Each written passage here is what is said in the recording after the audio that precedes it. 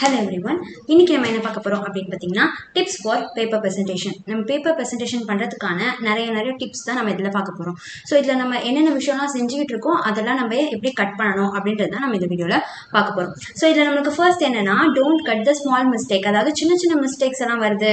ஒரு வந்து அந்த இடத்துல நான் தப்பா போட்டுட்டேன். ஒரு s வந்து தப்பா போட்டுட்டேன் அப்படின்னும்போது அதை நீங்க அப்படியே கண்டினியூ பண்ணி எழுதிட்டு போயிடுங்க. அதை வந்து உங்களுக்கு எந்த கட் பண்றது, அது மேல ஓவர்ரைட் பண்றது அந்த மாதிரி எதுவும் பண்ணாதீங்க. ஏன்னா அதுல ஓவர்ரைட் பண்ணும்போது தான் அது வந்து எக்ஸாமினருடைய அந்த ஃபோக்கஸ் வந்து நீங்க தப்பா எழுதிருக்கீங்களோ அப்படின்னு அதுல போய் பார்க்கறதுக்கு தோணும். ஸோ நீங்க அதை அப்படியே ஒரு நீட்டா எழுதிட்டீங்க அப்படின்னா அதுல எந்த ஒரு பிரச்சனையும் வராது.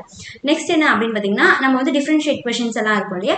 ஸோ அந்த டிஃபரன்ஷியேட் கொஸ்டின்ஸ்க்கு எல்லாமே அந்த டேபிள் காலம் போடும்போது அது எல்லாமே பேரலா இருக்கணும். ஒரு சைட்ல இங்க மேல ஒரு சைடு இப்படி அந்த மாதிரி அது வந்து கிராஸா அந்த மாதிரிலாம் போடாம ஒரு பேரலான லைனை வந்து நம்ம டிரா பண்ணணும். அதாவது நம்ம வந்து இப்படி போடுறோம் அப்படின்னா அது கரெக்டா இப்படி இருக்கணும். இந்த இடத்துல இங்க இந்த இடத்துல இப்படி அந்த மாதிரி நம்ம டிரா பண்ண கூடாது. நெக்ஸ்ட் என்ன அப்படின்னு பாத்தீங்கன்னா நம்ம வந்து டயக்ராம்ஸ் எல்லாம் போடுறதுக்கு நம்ம வந்து பென்சிலை தான் ப்ரிஃபர் பண்ணணும். ஸோ பென்ஸை வந்து டயக்ராம்ஸ்க்கு அவாய்ட் பண்ணிக்கணும். அதே மாதிரி அதுல நிறைய ஹைலைட்ஸ் அதெல்லாம் நிறைய கொடுத்துக்கணும்.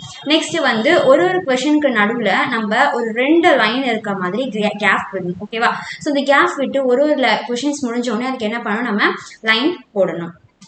நெக்ஸ்ட் என்ன அப்படின்னா கொஸ்டின் நம்பர். இதுதான் வந்து நம்மளுக்கு மோஸ்ட் இம்பார்ட்டன்ட். கொஸ்டின் நம்பரை நம்ம மறந்துட்டோம் அப்படின்னா அது வந்து நம்மளுக்கு ஸ்பாயில் ஆயிடும். ஓகேவா. ஸோ எழுதுனதே வந்து நம்மளுக்கு வேஸ்ட் ஆயிடும். ஸோ நம்ம இந்த கொஸ்டின் நம்பரை நம்ம மறக்காம போட்டுடணும். நெக்ஸ்ட் என்ன அப்படின்னு பார்த்தீங்கன்னா அப்ரிவேஷன். அதாவது இந்த வாட்ஸ்அப்ல சேட் பண்ணி நம்ம வந்து இந்த as soon as possible அது அந்த மாதிரி பிகாஸ் அது எல்லாமே நம்ம ASAP BCZ இந்த மாதிரிலாம் நம்ம நிறைய போடுறோம் இல்லையா. ஸோ அந்த மாதிரி இருக்கிறது எல்லாமே நம்ம கட் பண்ணிக்கணும். ஏன்னா வந்து அதே மாதிரி சிம்பிள்ஸ்க்கு வந்து நம்ம இந்த மாதிரி அண்ட் இந்த சிம்பிள்ஸ்லாம் போடுவோம்ல. ஸோ அதெல்லாமே வந்து நம்ம எழுதக்கூடாது. அண்ட் அப்படின்னு சொல்லும் போது நம்ம வந்து இந்த மாதிரி அண்ட் இந்த மாதிரி தான் எழுதணும் ஒழிய நம்ம அதை வந்து இப்படி அந்த மாதிரி சிம்பிள்ஸ் எல்லாமே யூஸ் பண்ண கூடாது. அப்ரிவேஷன்ஸும் யூஸ் பண்ண கூடாது. நெக்ஸ்ட் என்ன அப்படின்னு பார்த்தீங்கன்னா நம்ம வந்து ஒரு செக்ஷன் இருக்கு அப்படின்னும் போது லைக் இப்போ இந்த செக்ஷன்ல இருந்து ஒரு கொஸ்டின், இன்னொரு செக்ஷன்ல இருந்து இன்னொரு கொஸ்டின் சொல்லிட்டு அந்த செக்ஷனை நம்ம மெஸ்அப் பண்ணாம இப்போ ஒரு செக்ஷன் எடுக்கிறீங்கன்னா அதுல நம்ம லைனா எல்லாத்தையும் எழுதிடணும். ஓகேவா. ஸோ அப்படி பண்ணும் போது அதை வந்து உங்களுக்கு கரெக்ஷன் பண்றவங்களுக்கு அது கொஞ்சம் ஈஸியா இருக்கும். ஓகேவா. ஸோ நீங்க இந்த மாதிரி மெஸ்அப் பண்ணி எழுதினீங்கன்னா அதுலயே உங்களுக்கு பாதி டென்ஷன் வந்துடும்.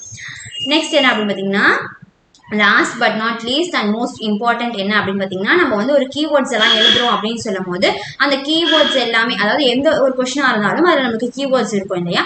ஸோ அந்த கீவேர்ட்ஸ் அண்டர்லைன் பண்ணும்போது நம்மளுக்கு ஃபுல் மார்க்ஸ் கிடைக்கிறதுக்கான நிறைய சான்சஸ் இருக்கு. ஸோ நான் சொன்ன இந்த டிப்ஸ் எல்லாம் ஃபாலோ பண்ணி உங்க எக்ஸாமை எழுதி நல்லபடியா மார்க் வாங்க.